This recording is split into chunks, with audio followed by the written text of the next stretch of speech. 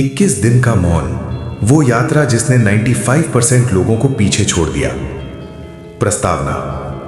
सूर्य ढल चुका था। नदी का पानी शांत था, जैसे किसी गहरे रहस्य को अपने भीतर समेटे हुए हो। उस नदी के किनारे दो व्यक्ति आमने सामने बैठे थे। एक शांत, तेजस्वी, आंखों में करुणा और अनुभव का सागर। दूसरा बेचैन, प्रश्नों से भरा हुआ, जीवन से थका हुआ। पहला व्यक्ति गुरु था, दूसरा आरव, एक साधारण इंसान जो असाधारण बनना चाहता था।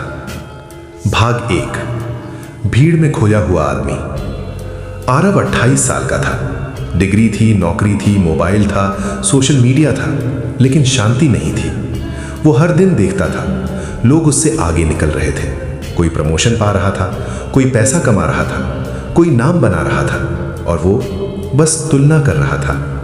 रात को बिस्तर पर लेटकर वो सोचता, मैं क्यों पीछे रह गया? क्या मुझ में कुछ कमी है? उसका मन शोर से भरा रहता। फोन की घंटियां, नोटिफिकेशन, लोगों की राय, समाज का दबाव। एक दिन वो सब छोड़कर निकल पड़ा। न कोई प्लान, न कोई मंजिल। बस चलते चलते वो उस नदी तक पहुंच गया। भाग 2। गुरु से पहली मुलाकात। नदी किनारे बैठे उस शांत व्यक्ति को देखकर आरव रुक गया। काफी देर तक दोनों चुप रहे। फिर आरव बोला, मैं जीवन में आगे बढ़ना चाहता हूं, लेकिन जितना भागता हूं उतना पीछे छूट जाता हूं। गुरु मुस्कुराए, तुम आगे नहीं बढ़ना चाहते, तुम दूसरों से आगे निकलना चाहते हो। यह बात आरव के दिल में चुभ गई। गुरु ने आगे कहा, 95% लोग इसलिए पीछे रह जाते हैं क्योंकि वे भीड़ की दिशा में दौड़ते हैं। भाग 3। 21 दिन की चुनौती। आरव ने पूछा, तो फिर रास्ता क्या है? गुरु ने नदी की ओर देखा और बोले, 21 दिन। आरव चौंक गया।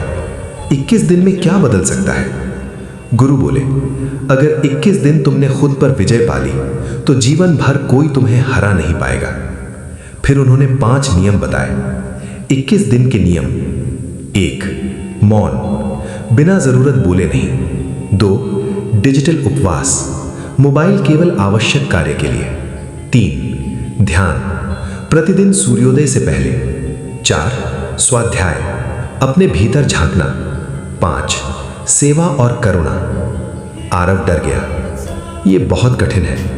गुरु बोले, इसलिए 95% लोग इसे नहीं करते। भाग 4। पहला सप्ताह, संघर्ष। पहले दिन ही आरव का मन टूटने लगा।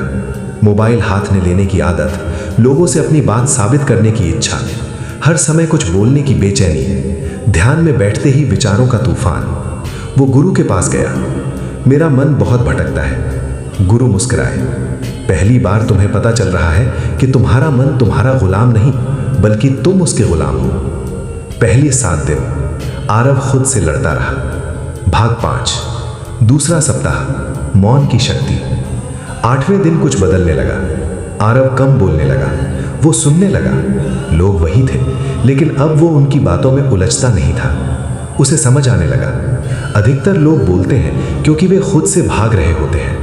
ध्यान में अब कुछ क्षण शांति मिलने लगी। उसने पहली बार महसूस किया कि खुशी बाहर नहीं, भीतर है। भाग 6। आत्मबोध।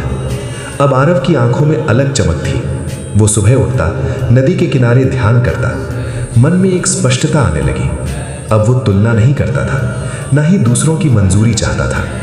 एक दिन गुरु ने पूछा, अब तुम क्या चाहते हो? आरव बोला, अब मैं किसी से आगे नहीं निकलना चाहता, बस खुद का श्रेष्ठ रूप बनना चाहता हूं। गुरु ने सिर झुकाया, तुम 95% से आगे निकल चुके हो। भाग 7। विदाई का समय। 21वें दिन आरव गुरु के चरणों में बैठा। अब मुझे क्या करना चाहिए? गुरु बोले, अब संसार में जाओ, लेकिन संसार को अपने भीतर मत आने देना। याद रखना, जो खुद को जीत लेता है वही सच में विजेता होता है। आरव की आंखों में आंसू थे।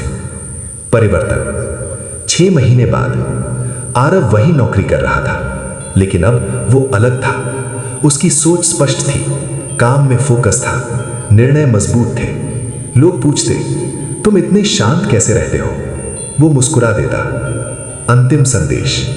ये कहानी सिर्फ आरव की नहीं है, ये हर उस इंसान की कहानी है जो भीड़ में खोया हुआ है, जो आगे बढ़ना चाहता है, जो 95% से अलग बनना चाहता है। सच यही है, 21 दिन खुद के साथ बिताओ, फिर देखो दुनिया तुम्हारे पीछे चलेगी।